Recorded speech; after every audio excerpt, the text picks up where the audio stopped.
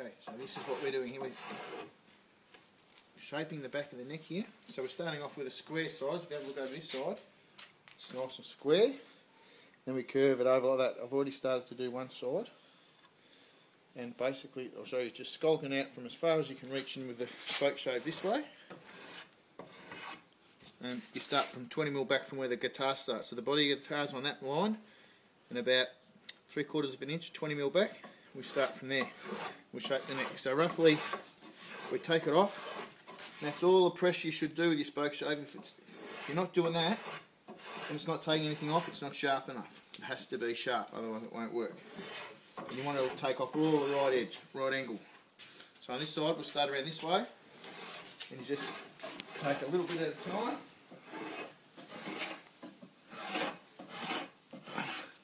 And just keep working down.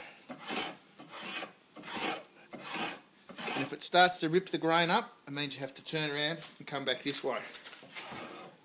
And you'll feel the difference. If it's nice and easy, you've got to go in the right way with the grain. If it's a bit hard, or it's starting to rip the timber up, then we know we have to change it and go the other direction.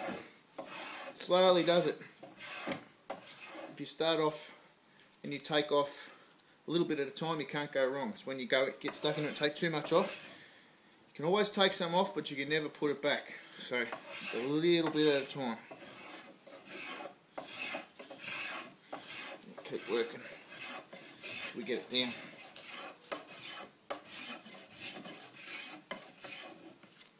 We'll come back the other way. And all we've got to set up in the vise is we've just got to clamp down onto the bench. And I haven't cut the length yet, so I can do this. If you cut it too short, then there's no way I can hold it to the bench before I shape the neck. So leave it long so you can work with it. We'll cut that off and we can reuse that timber for something else.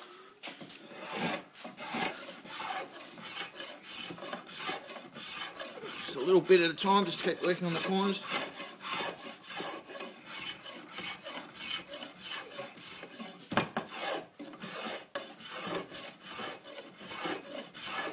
So you hear that? It's starting to rip the timber. It's not the right direction, but it's working well to take the timber off, and we'll finish it off back in the other direction and get it smooth in a second. So we'll keep working here.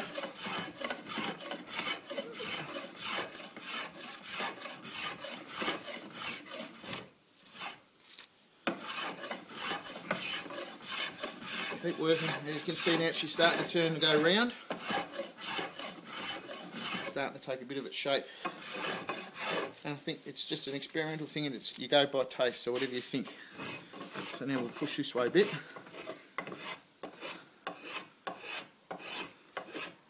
See that smooth? You can see that that's the right way of the grain now.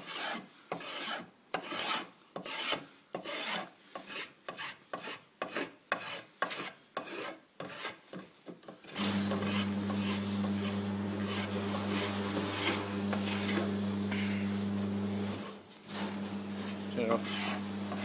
Come back in a minute and I'll show you what it looks like when it's finished.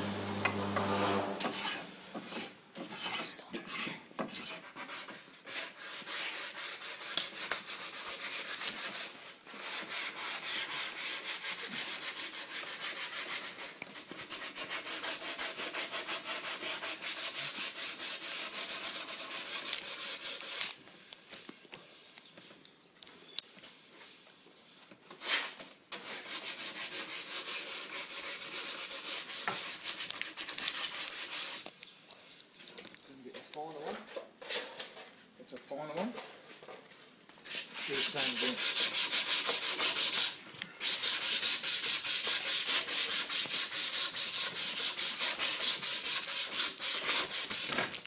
Then go with the grain.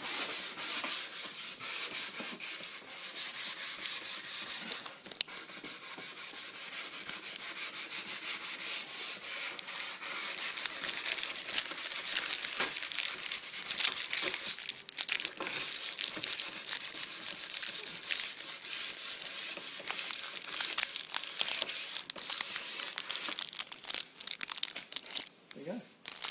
Nice, smooth, rounded neck. So if we unbolt it here.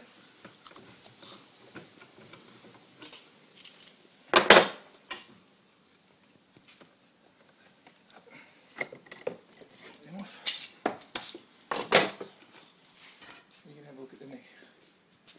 Nice, smooth, round, easy to play along.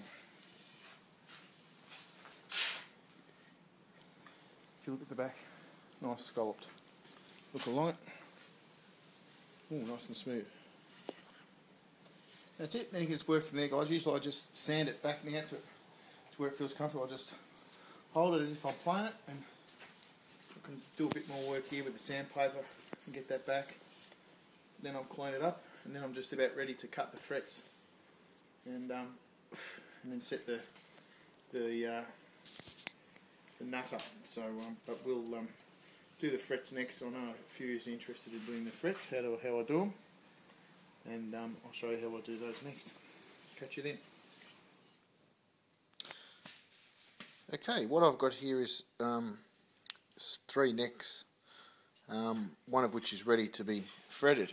I've got the neck over here that I think I've posted photos of, that is necks that I'm making out of recycled Jarrah floorboards, and you can just see the finish in that timber there. It's going to be beautiful when it's done. That's just 2 pieces of 13mm flooring laminated together, ripped down. And I've left a 45 cut on the fretboard, which will be the fretboard, which so the strings will angle down onto where the machine heads will sit. And I've laminated on the headstock there, it's just a straight headstock, a piece of Mubu decking that I've had little pieces machined down to 3mm, and that gives that strength. And this is obviously got to be marked to a scale length, which I just get off my Gibson, which is inside, which is about 630mm scale length, or which I don't know which is imperial, but you could work it out. Here's one of my conventional necks that I make. This one's still all glued up. I've just got to clean it up, ready to go. And this has got the leftover of glue. So this is basically what it looks like when I've glued it all up, when I've glued the fretboard on. And of course I'll leave it extended so that it can go into the body of the guitar, and I'll cut it back somewhere about here later on. That's just got a Mubu deck, or a piece of Mubu scrap laminated on, and there you can see my scarfing joints underneath, all glued up, and obviously that all gets sanded and scraped away, and then I finish it off, and then we get down to the next step here, which is from that headstock down to here, and I've laminated again some Mubu scrap on the top just to give it strength, and also give it a good thickness here for the machine heads to feature, which ends up being about 13 to 15mm thick at the end. I've got a slot there for my nut, which I do in bone, and as you can see, for fret markers on this one, sometimes I use bamboo knitting needles, and on this one I'm just using 6-gauge screws, but I don't put that in obviously until the fretboard is laminated on. And you can see there carefully I've marked just with grey lead where all the frets will sit in the fret markings. So I think on this standard neck I do about 17 or 18 frets, which suits the box size well. And the box is sitting over here, ready to take the neck later on. There's the top with the holes drilled out. There's a couple of T-strainers there that I'm going to use to put in there. And that will be probably tomorrow or the next day. But what I'm going to do now is cut the slots. I don't actually fit the frets yet.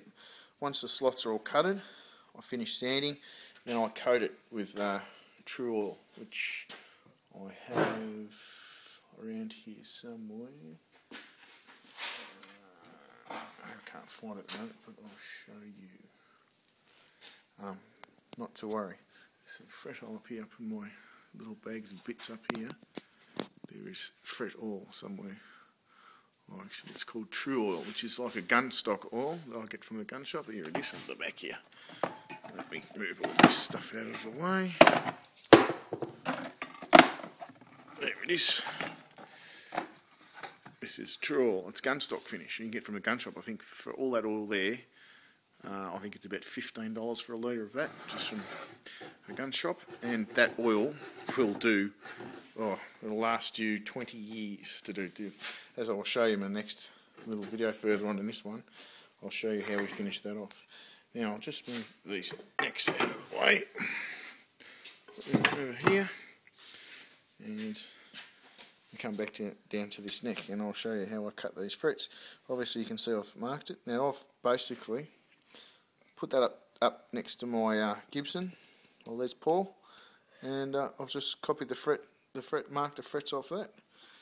That's all I've done. You can get a fret scale length and all that sort of stuff, but I'm trying to keep it as simple as I can and just basically using what I've got. So I've just copied it off a guitar that I know works. So that's what I'm going to do. Yeah, there's your first mark there. As you can see, all you need is your fret saw, that my son's playing with at the moment, which is right there. Just a standard fret saw. It has got a turn it around dust. It's got an adjustable gauge, full length gauge it sits on. I've already set to set my fret wire. That's all set there. Your pencil, marked it all out, and all you need is a metal gauge, a metal square. And as you can see, I lay it down against the mark there. And what I do is I slightly tilt it. At this stage, I'll give it to my son, who will take control of the camera. Now, as you can see, there's a little mark here. We set the square against the mark, and what I do is slightly tilt it up. That's just so the little teeth on the fret saw don't get caught and they don't rub against the metal of the square. And so what you do is you put firm pressure down, and you're going to use it as a guide. That's all. Put it along your mark there. Put it on. Put your fret saw on. Slowly backwards and forwards.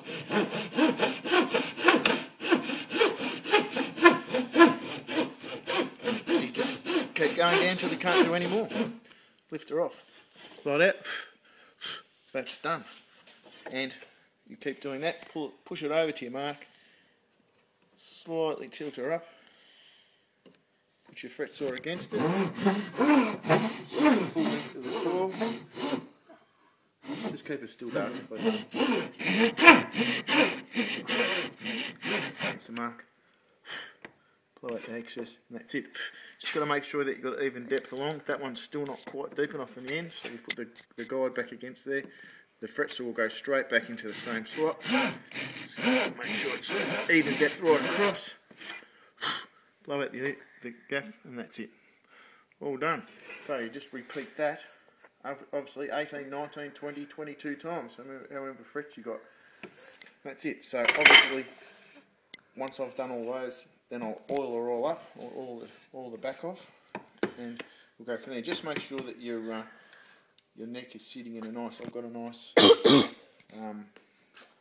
old wood vise there, standard woodworker's vise on the end of my bench. And that holds it nice and steady, so it doesn't move. And nothing worse than being halfway through a cut and then it moves. And then you end up with a gouge right across your nice fretboard, which is a pain in the bum because you've got to sand it out. So, and no good for, it's alright for yourself, but if you're making it for someone to sell, no good if you've got gouge marks on your fretboard. So, alright, at this stage I'll pop the video off, and then when I'm ready to set the frets, I'll keep going. Alright. Okay, what I'm doing here now, I've cut all the frets, which you can see I'm just sanding off, ready for a coat of true oil there. So, what I'm doing is just making sure it's nice and smooth, there's no dirty marks on it anywhere, anything like that.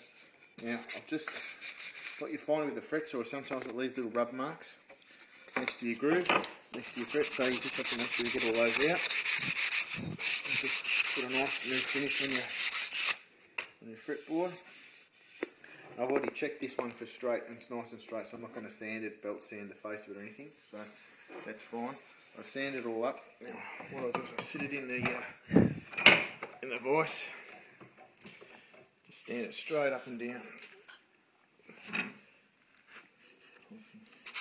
And just go over it again. And then the next thing I do is I've got to get all that dust off it. So what I do is just get a brush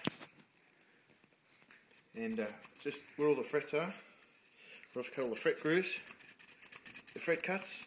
Just blow out all that dust, just brush out all that dust. It doesn't get caught in there, because if you put the oil on and the oil goes hard, what happens is you try and put your frets in and they won't go in properly. So you've got to get rid of all that. Vibration. And then I'll get a alcohol spray, which is isopropyl alcohol, which you can get at Bunnings. What I do is I spray that on the timber. What that does, that just cleans any dirty dust off. This is a bit smelly, but it's alright. Got ourselves a clean rag, which I should have laying around here somewhere. Just wipe it down again. It's disgusting.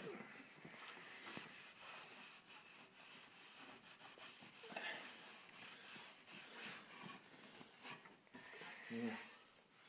All I do is get your true oil here, take the top off.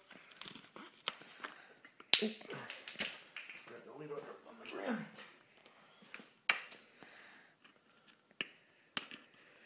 And just onto a rag. Just work. See, it's quite dark. It's a honey colour. And that Dark honey. Timber. See, that soaks straight in. And you can bring that. That's the finished colour you get when your timber. It brings grain up very, very well. So you've got an herb here as well. Rub that in. You can't put enough of this stuff on, and I'll show you why in a sec. Just rub it in. And then, because with the timber being so raw, it just sucks it straight up like a sponge. This also protects it and gives the neck life.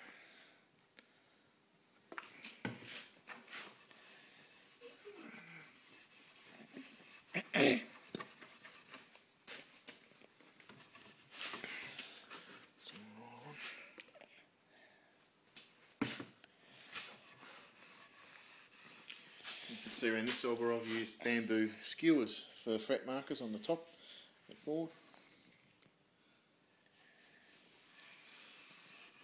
Get plenty of oil in there.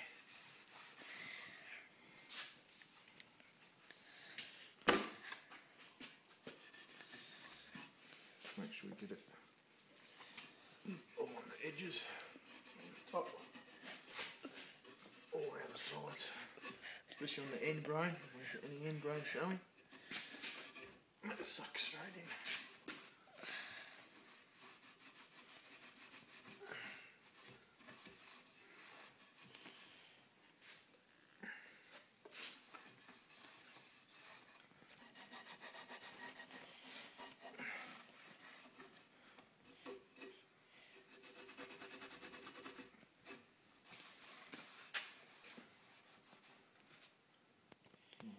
Takes off there.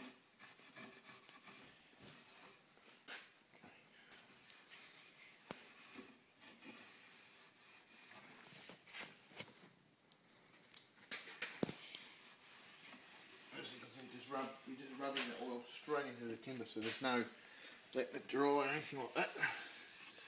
Just rubbing it straight in, and the raw timber's just sucking it right up like a sponge.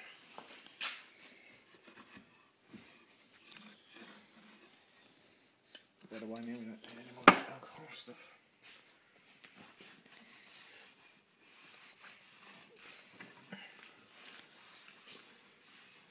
How many times do you have to? You just keep putting it on for about 2, 3, 5 minutes or so. Just keep rubbing it up. And as you can see, it just sucks it straight into the timber. The more you put on, obviously the better it is, because it just protects the timber more.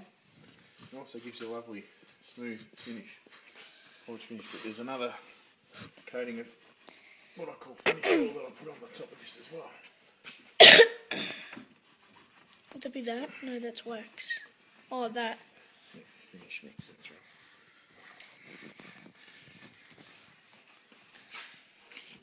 Did you make it? Yeah. So that's all with the true. That's what I mean. So a bottle of this stuff will last years and years and years. What I then put on is what I call finish mix. This is what the Finns used to use during the war to protect the wood on their rifles.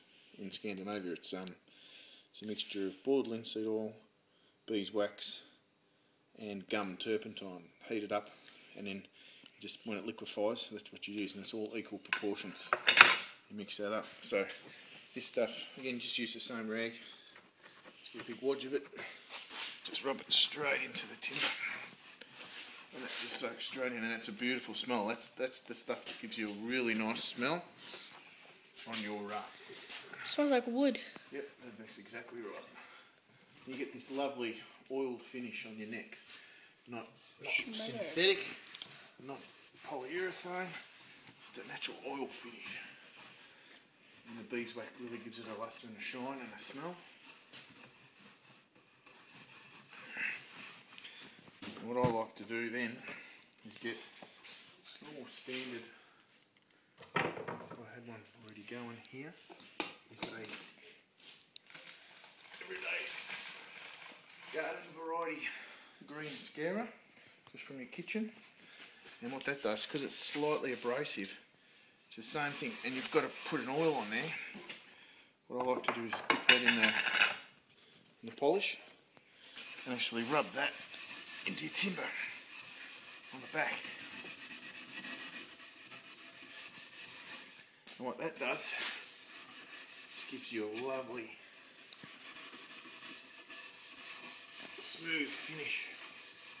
Because this is slightly abrasive, it's similar to using really fine steel wool. But what that does, it soaks. So if you could feel that, feels like glass now. Oh damn, it does. Nice and smooth. You've got a natural oil finished neck, which in my opinion is better.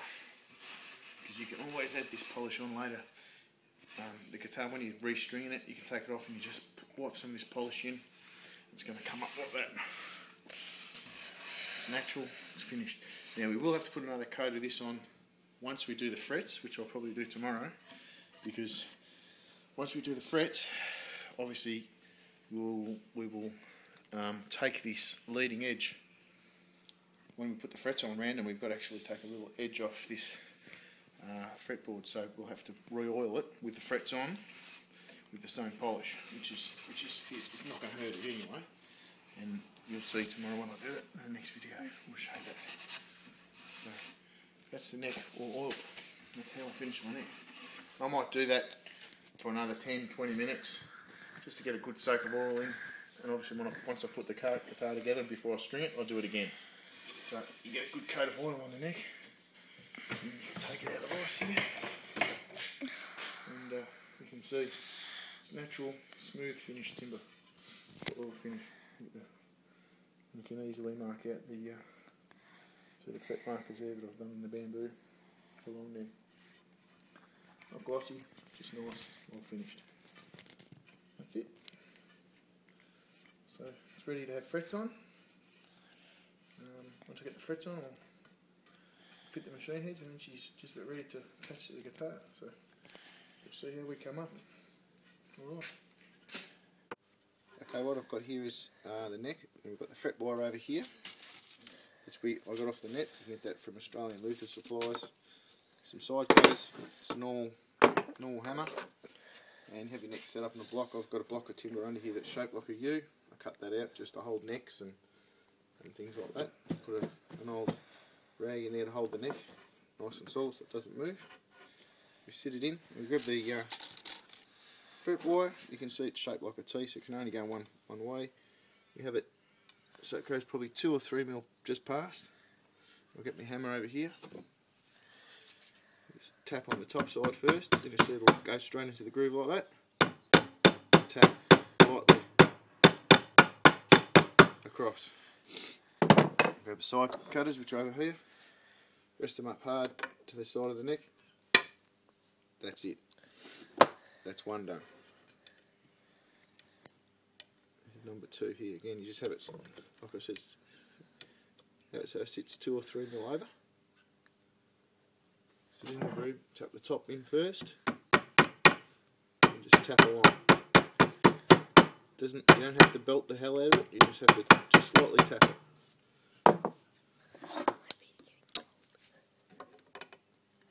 Snip. There you go. So we've got 2 in. So obviously we'll continue and go right across the whole neck until we fill them up. So, and then I'll come back and show you what we do next after that. Okay everyone, here's the neck once I've put all the frets in. You can see each end's got about 2 or 3 mil hanging over.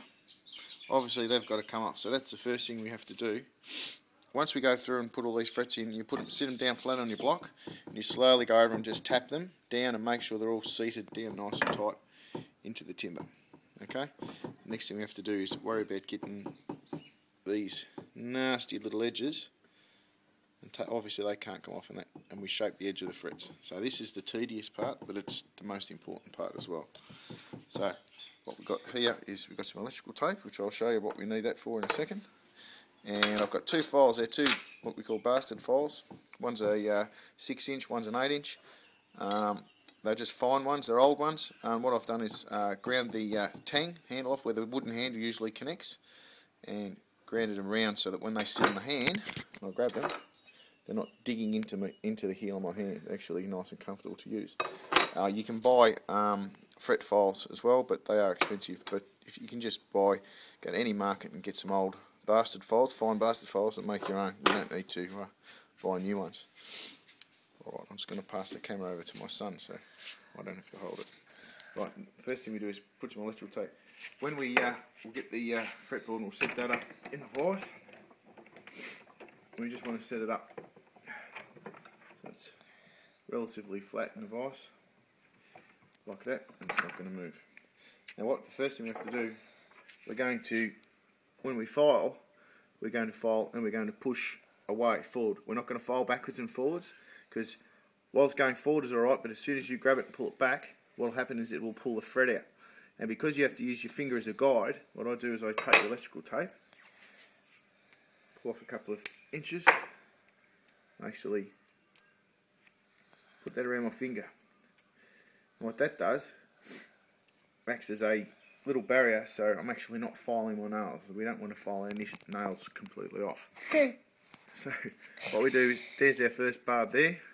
I use the actual edge of the file, not the flat part, the edge. Hold in your hand like this, and we put our fingernail down next to the fret. We're using our finger as a guide for the file, and you push forward. Let it go, forward and let it go, forward and let it go. And you'll be surprised how quickly you'll get that down. And you want to go on an angle like this and push over and across, so we start to curve the top of the fret. And basically, you take it off till you just start to mark the top of your fretboard. So it's got two little marks there. So once you've started to mark the top of your fretboard, that's it. That one's done, and you go to the next one. Go forward, don't pull back, must push forward every time. Use your fingers as a guide. Make it tighter. Well, it does. It pushes it in and makes it tight. That's right. But also, by not pulling it back, you're not pulling the fret out of the groove. So we curve it round just till we start to take timber off as well. Like that. A bit more. That's it, we stop and go to the next one. Now they're still quite sharp, but what we do is we go along, we take the tops off all of these, and then I'll show you the next step, which will be putting an edge and curving the tops of these. So again, I'll do one more. Push forward, use your fingernails as a guide.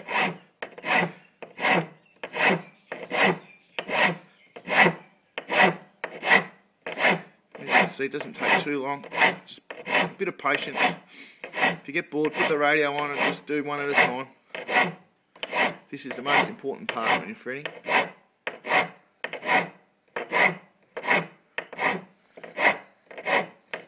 Obviously, down to the timber.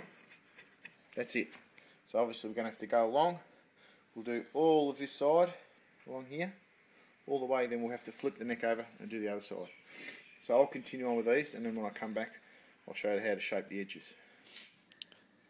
Okay everyone, I've taken the edge off this top row first. The bottom's still long, but I'll just do this top one first.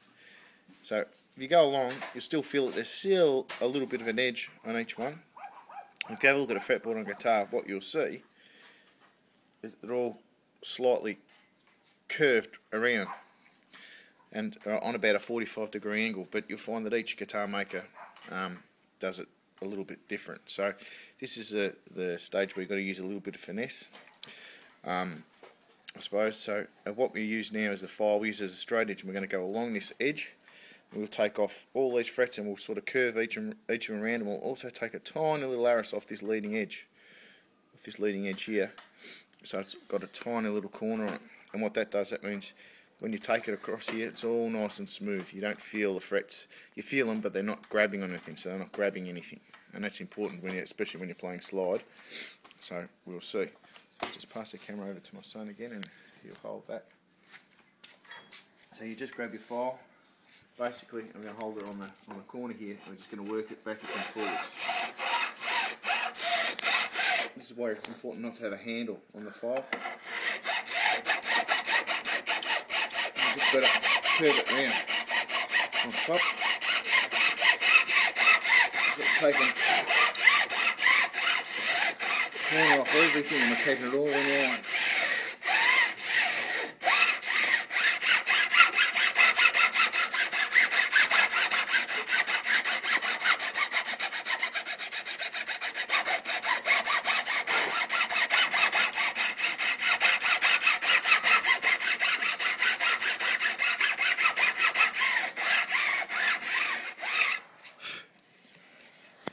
Feel that corner.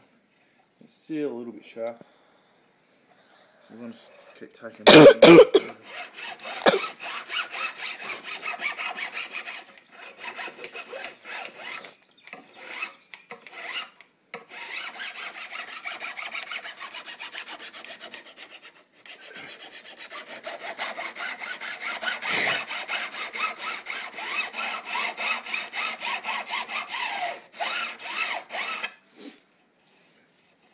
That's it, we've done the leading edge on the guitar.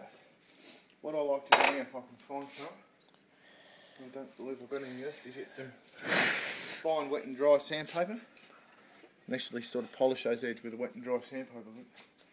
Appears I've run out at the moment. But that's what we'll do next. I'll get some wet and dry sandpaper. I'll have to go down the shop and get some.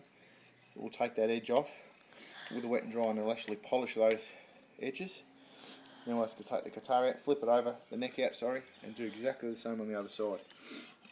And we'll come back again, and it's one more process after we've got that other side of the neck looking like this. So you use wet and dry, polish it all up. Then I use my diamond block sharpening and just flatten the frets off, and that'll be the last stage to putting the frets on. Alright, I'll come back later.